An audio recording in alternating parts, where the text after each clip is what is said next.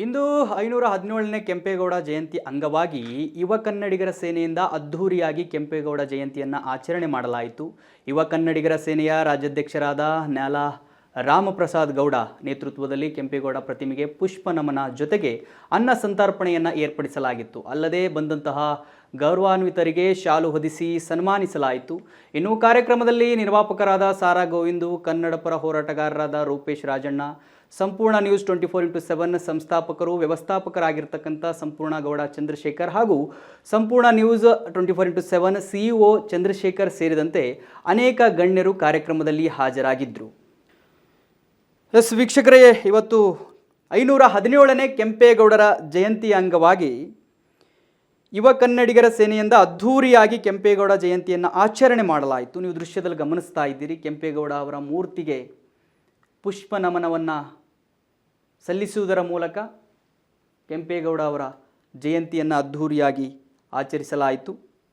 ಇನ್ನು ಕಾರ್ಯಕ್ರಮದಲ್ಲಿ ಹಲವು ಗಣ್ಯರು ಭಾಗಿಯಾಗಿದ್ದರು. ಯುವ ಕನ್ನಡಿಗರ ಸೇನೆಯ ರಾಜ್ಯಾಧ್ಯಕ್ಷರಾಗಿರತಕ್ಕಂಥ ನ್ಯಾಲಾ ರಾಮಪ್ರಸಾದ್ ಗೌಡ ಅವರ ನೇತೃತ್ವದಲ್ಲಿ ನಡೆದಿರತಕ್ಕಂಥ ಕೆಂಪೇಗೌಡ ಅವರ ಜಯಂತ್ಯೋತ್ಸವ ಇದು.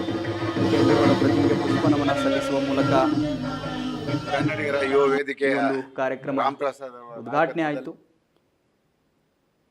ಅಲ್ಲಿ ಅನ್ನ ಸಂತರ್ಪಣ ಕೂಡ ಏರ್ಪಡಿಸಲಾಗಿತ್ತು. ಇನ್ನು ಹಲವು ಗಣ್ಯರು ಕಾರ್ಯಕ್ರಮದಲ್ಲಿ ಭಾಗಿಯಾಗಿದ್ದರು. ನೀವು ಗಮನಿಸ್ತಾ ಇದ್ದೀರಿ.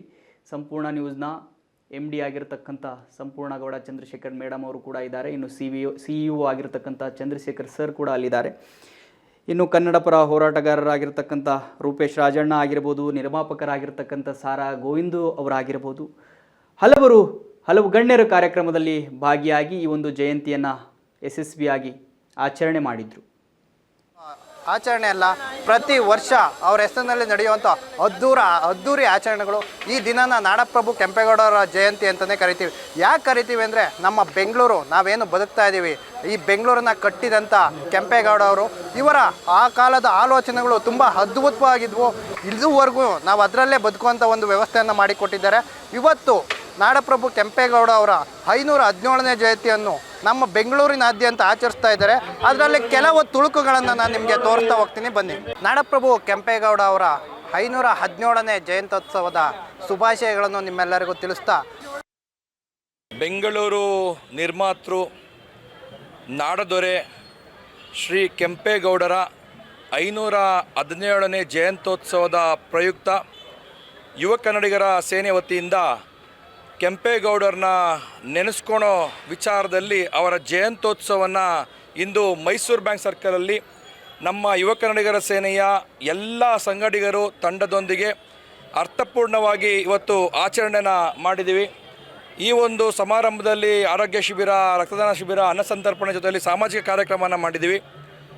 ಇವತ್ತು ಏನು ಇಡೀ ಪ್ರಪಂಚದಲ್ಲೇ ಬೆಂಗಳೂರು ಇವತ್ತು ಅತಿ ಮುಖ್ಯವಾದ ಸಿಟಿ ಆಗಿದೆ. ಅದಕ್ಕೆ ಮುಖ್ಯ ಕಾರಣ ನಾಡಪ್ರಭು ಕೆಂಪೇಗೌಡರು ಹಾಕೊಟ್ಟಂತಹ ಬುನಾದಿ.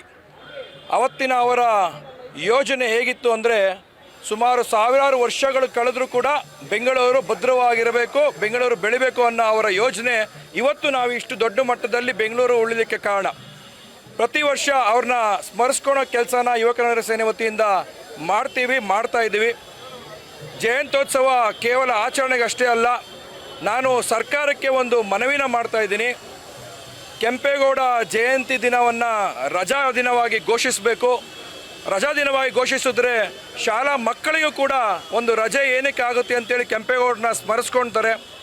ಜೊತೆಯಲ್ಲಿ ಏನು ಒಂದು ಬೆಂಗಳೂರು ವಿಶ್ವವಿದ್ಯಾಲಯದಲ್ಲಿ ಕೆಂಪೇಗೌಡರ ಅಭಿವೃದ್ಧಿ, ಅವರ ವಿಚಾರವಾಗಿ ಒಂದು ಅಧ್ಯಯನ ಮಾಡಲಿಕ್ಕೆ, PhD ಮಾಡಲಿಕ್ಕೆ ಒಂದು ಸಂಸ್ಥೆಯನ್ನು ತೆರಿಬೇಕು. ಕೆಂಪೇಗೌಡರನ್ನ ಪ್ರತಿ ವರ್ಷ ಸ್ಮರಿಸ್ಕೊಳ್ಳುವಂಥ ಅಭಿವೃದ್ಧಿ ಪ್ರಾಧಿಕಾರಿಗಳಿಗೆ ಹೆಚ್ಚು ಅನುದಾನಗಳನ್ನ ಕೊಡಬೇಕು ಅಂತ ಈ ಮುಖಾಂತರ ಸರ್ಕಾರನ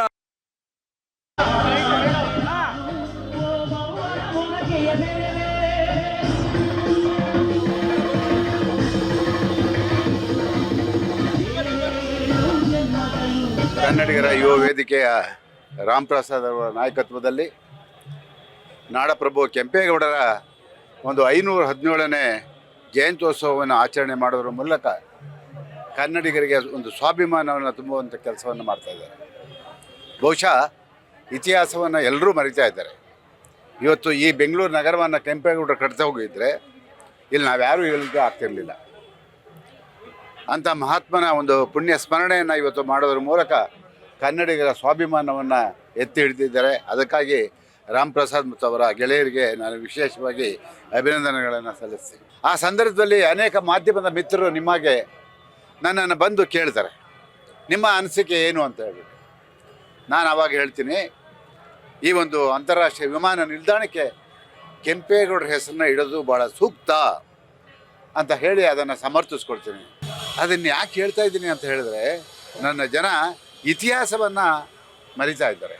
ಆ ಇತಿಹಾಸ ನಮ್ಮಲ್ಲಿ ಸದಾ ಹಚ್ಚ ಹಸಿರಾಗಿರಬೇಕು ಅನ್ನೋದು ನನ್ನ ಆಸೆ. ಇವತ್ತು ಅವರ ಜಯಂತ್ಯೋತ್ಸವವನ್ನು ಆಚರಣೆ ಮಾಡಿ ನಾವು ಪುಣ್ಯ ಕಟ್ಕೊಡ್ತಾ ಇದ್ದೀವಿ. ಮಾಡಬೇಕಾಗಿದ್ದು ಮಾಡೋಣ. ಈಗಾಗಲೇ ಆ ಒಂದು ಕೆಂಪೇಗೌಡರ ಪ್ರತಿಮೆಯನ್ನು ಅಂತಾರಾಷ್ಟ್ರೀಯ ವಿಮಾನ ನಿಲ್ದಾಣದಲ್ಲಿ ರಾರಾಜಿಸ್ತಾ ಇದೆ.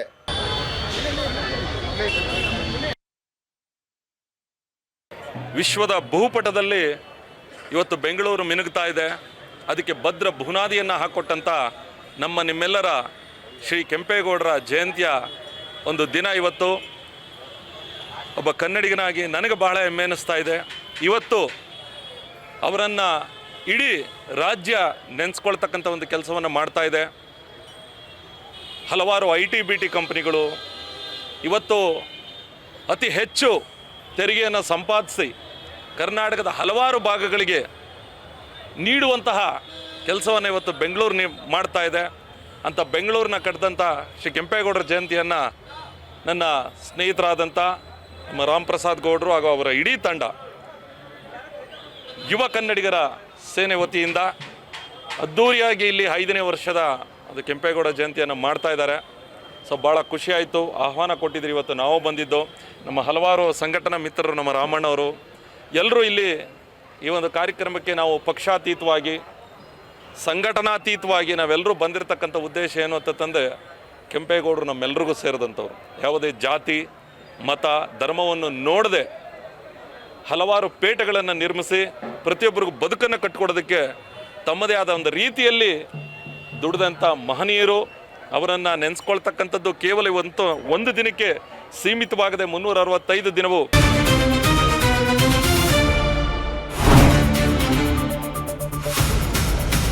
ಸಂಪೂರ್ಣ ನ್ಯೂಸ್ 24/7 ಇದು ನೊಂದವರ ಧ್ವನಿ.